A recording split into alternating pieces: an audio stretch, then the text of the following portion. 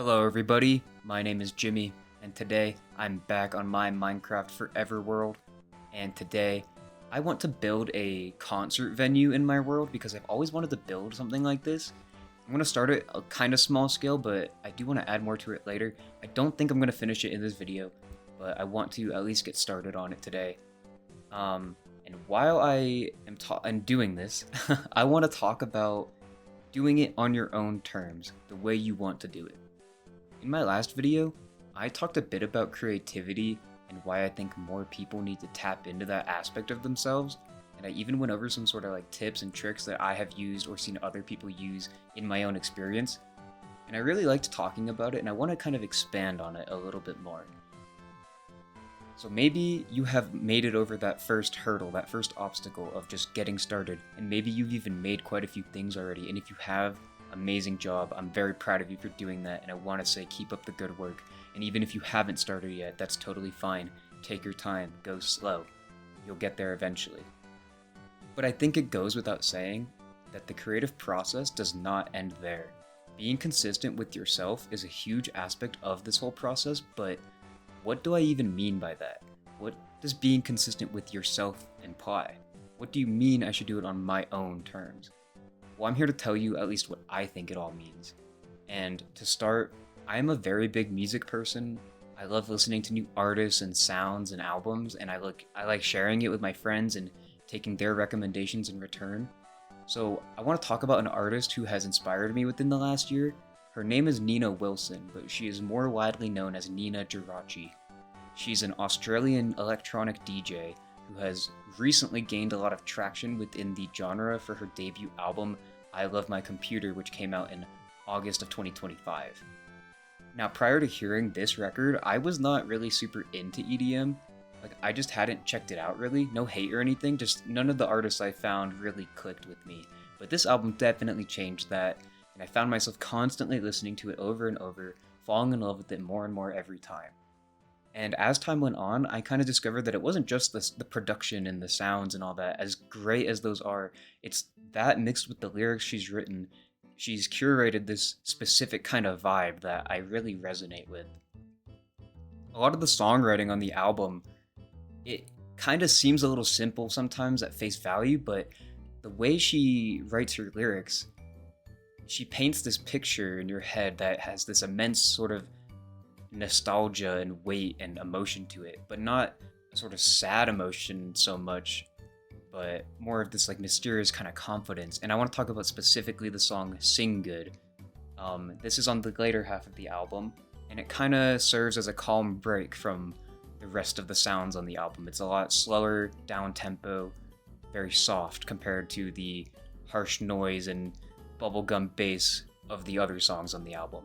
And on this song, Nina reflects on a time when she had to make a song for a music class when she was a lot younger, and the assignment had no required gear or rules or anything. And then she sings on the song, she says, "And I can't really play good, but I've got a computer, and I've put in the practice, so I'm just gonna use it." Immediately followed by her saying, "And I got a 40%, but I didn't care because it meant that I knew something they didn't." Maybe it's just me, but when I hear that part of the song, I feel some of this enormous weight and emotion behind this simple description of her experience. Something I mentioned in my previous video is that if you already have some skills developed, you can try integrating them into your creative process. Nina didn't know how to play a musical instrument or sing back then, but she knew damn well how to use a computer and chose to use that as her tool to make a song. And that ultimately led to her making the EDM that she now has a huge passion for, music that has inspired me and many, many others, I'm sure. The biggest takeaway though that I want you to notice is those last few lines.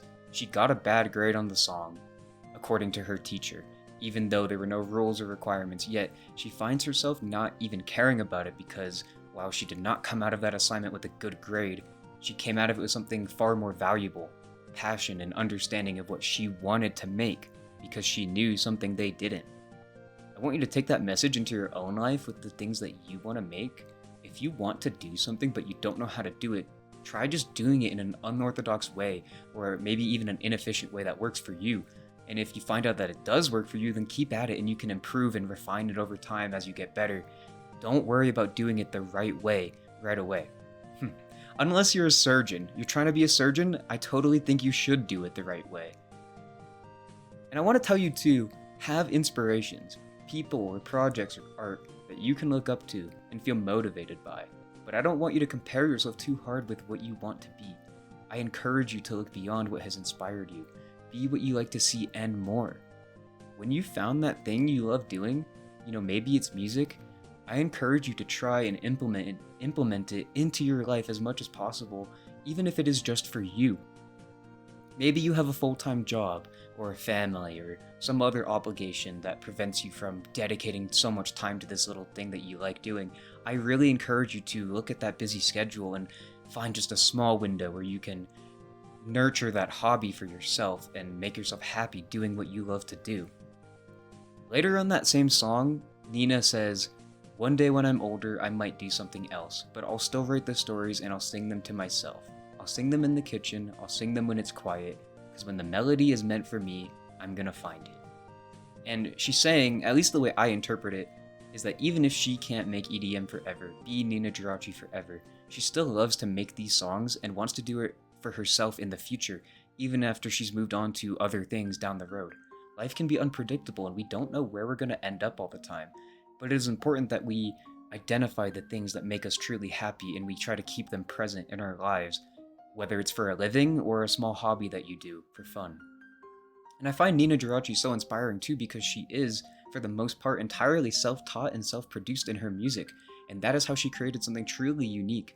I was reading this interview she did on a website called musictech.com, and she states that, quote, "I was making music without ever having been to a venue or a club. I didn't know anything about dance music functionality or why there was a build-up and drop. I just thought that sounded so cool." End quote. And in that same interview, she talks about how she started producing music by making stuff on GarageBand, which is an app I'm sure we're all familiar with in one way or another. And the whole reason I'm telling you this is that it might sound obvious, but again, you don't need to be a prodigy or a professional or have the finest equipment or resources for yourself to make what you want to make. Later down the line, you might need to upgrade your arsenal, so to speak, but you don't need all of that to get started and figure out what you want to do, or even have fun doing it.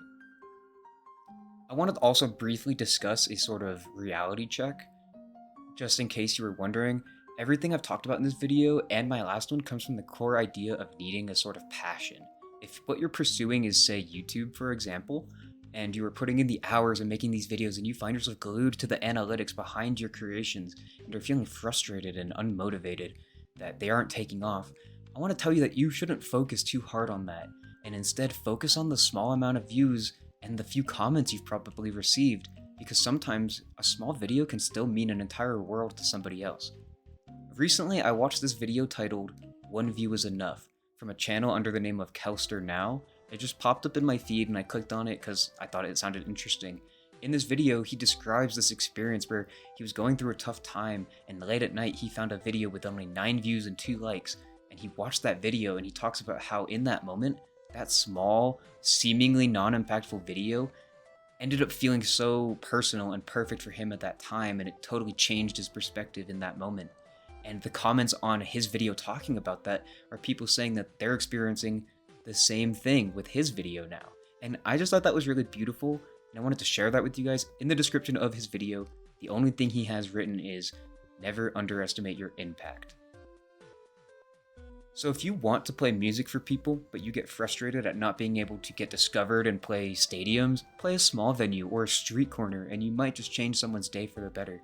If you want to make artwork, but you're frustrated that you aren't getting recognized and your work is not being sent to a gallery, show art to your friends or strangers on the internet, because you never know who might really like your art style and your approach to the medium. If you want to make YouTube videos, but you're getting unmotivated because you just aren't taking off, just keep uploading them because people might still see it and might find your content to be perfect for their situation. But most importantly, you have to do it for you. Do it your own way, on your own terms, because it's all up to you and nobody can stop you from doing it how you want to. And I want to end this video off with another one of Nina Girachi's lyrics from her song London Song, where she simply says, "Anything is possible with fingers, eyes, a mouse, and a screen." And I just felt like that lyric is kind of silly, but it's also, I don't know, I find it very impactful. It's kind of true. And yeah, if you're wondering too, If I ever finished that ally sanctuary from the last video, I did, and because of it, I actually have an outro now, so enjoy.